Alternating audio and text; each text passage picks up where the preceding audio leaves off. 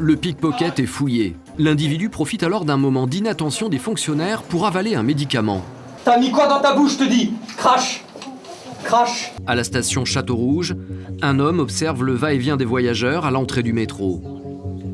Il guette l'arrivée d'un usager qu'il pourrait facilement détrousser. Là, c'est simplement le fait de profiter du passage des victimes au tripode. Et les victimes qui sont plus occupées à chercher leur titre de transport, à le valider, à passer le tourniquet, chose qui n'est pas évidente pour certains quand ils sont encombrés de bagages, de sacoches, etc. Et là, le voleur se colle derrière la victime et avec plus ou moins d'habileté, réussit à lui faire les poches. Donc, ce qui est plus accessible, les poches extérieures de manteau, avec un peu de chance, la poche derrière du jean. Le pickpocket vient de repérer sa proie. Un jeune homme qui entre dans la station avec des écouteurs sur les oreilles. Au moment où il passe le tourniquet, le voleur s'engage derrière lui et lui subtilise son téléphone. C'est seulement après avoir fait quelques pas que le jeune homme se rend compte qu'il vient d'être victime d'un vol. Le pickpocket a disparu. Il sort du métro. Mais une équipe de la BAC va intervenir. L'agent du PC vidéo vient de donner à ses collègues le signalement de l'individu. Il porte une doudoune et des chaussures de sport.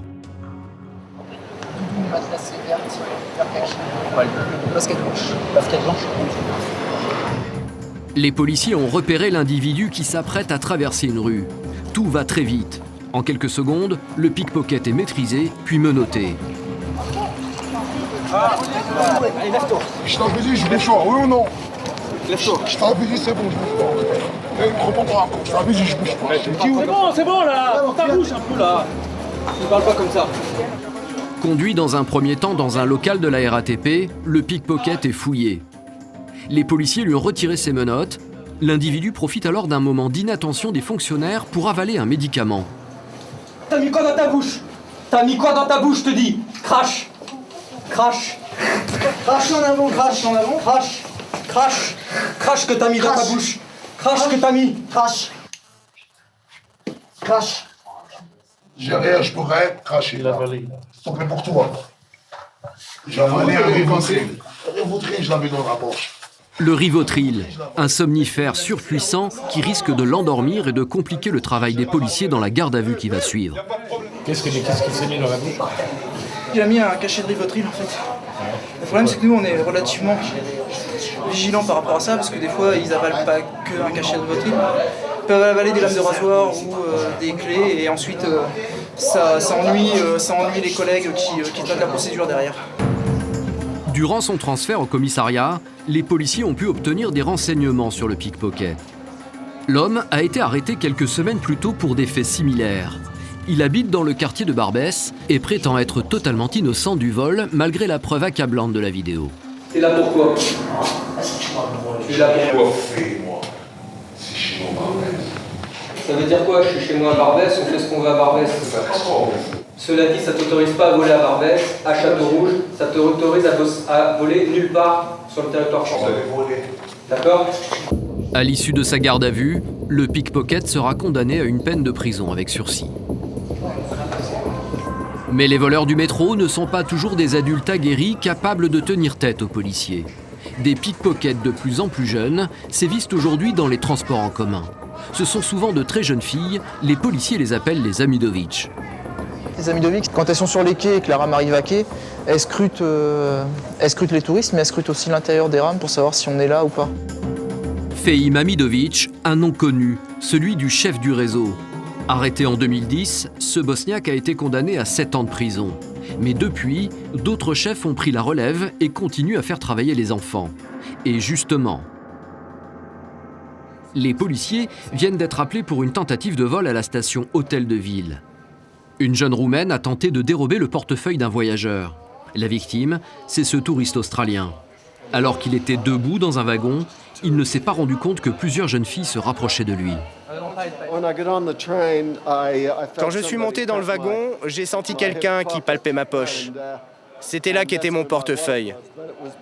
Quand j'ai entendu l'annonce qu'il y avait des pickpockets et qu'il fallait faire attention, j'ai pris mon portefeuille et je l'ai mis dans mon sac. C'est une de ces filles? Oui, c'est une de ces gamines, mais difficile de dire laquelle.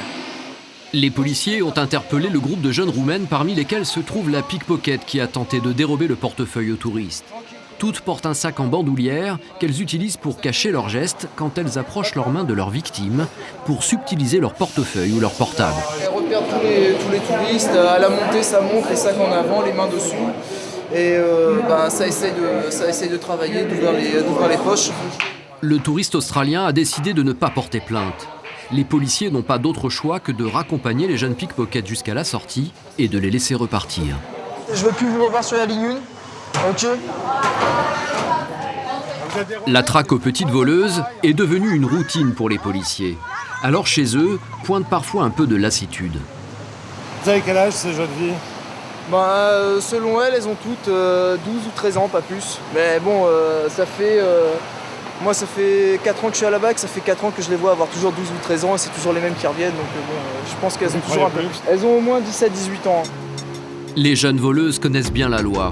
Et si elles affirment toujours avoir moins de 13 ans, c'est parce qu'elles savent que jusqu'à cet âge, elles ne peuvent pas faire l'objet de poursuites pénales et qu'elles seront relâchées systématiquement. Mais la journée n'est pas terminée pour les policiers. Moins d'une heure plus tard, ce sont cette fois 2 jeunes pickpockets roumains qu'ils interpellent à la station Chaussée-d'Antin-Lafayette. Les 2 adolescents n'ont aucun papier d'identité sur eux. Les policiers leur demandent leur âge, tout en sachant pertinemment qu'ils ne leur diront pas la vérité. Quel âge? 12? T'as 12 ans, toi? Leur victime, c'est cette jeune femme. Les voleurs lui ont pris son téléphone portable dans sa poche alors qu'elle marchait dans les couloirs du métro. Vous arriviez de là? Oui, de là. En fait, ils étaient là, ils vous attendaient. Et quand vous êtes sortis vers nous... J'ai vu qu'ils me regardaient, mais je suis passée en vitesse et je l'avais dans ma poche, je ne l'ai pas sorti et j'ai vraiment rien senti. Pris sur le fait, les 2 ados sont conduits au poste de police. Même pour se rendre au commissariat, vous prenez même le métro? Oui, ça va plus vite que d'attendre un véhicule de conduite. Parfois, là, on va se rendre tout à côté. Ça sert à rien d'attendre un véhicule qui va être pris dans la circulation et tout. Donc, on prend le métro, eux, ils bougeront pas plus que ça. Et puis voilà, ça va plus vite. Juste pour un gain de temps, en fait. Si les policiers ont choisi d'utiliser le métro, c'est aussi parce que le trafic voyageur est calme à cette heure de la journée. En pleine heure d'affluence, ils n'auraient pas hésité à utiliser un véhicule du service. La victime a décidé de déposer plainte, mais sans papier d'identité, difficile pour les policiers d'établir l'âge exact des 2 jeunes Roumains. Ils n'ont pas de pièce d'identité et ils disent qu'ils ont 12 ans. Et ils disent être mineurs, donc après ils seront présentés certainement à un juge des enfants. Donc on verra bien. Dans votre expérience, qu'est-ce qui se passe? Écoutez, ils seront certainement suivis, ils vont bénéficier d'un suivi judiciaire et puis voilà. Ils seront relâchés? Peut-être, ou peut-être pas. On verra bien, ça va dépendre de leurs antécédents. Ils peuvent être placés en foyer si on n'arrive pas à contacter leurs parents, enfin voilà. Des jeunes Roms qui font les pickpockets comme eux, les policiers en interpellent tous les jours dans le métro parisien.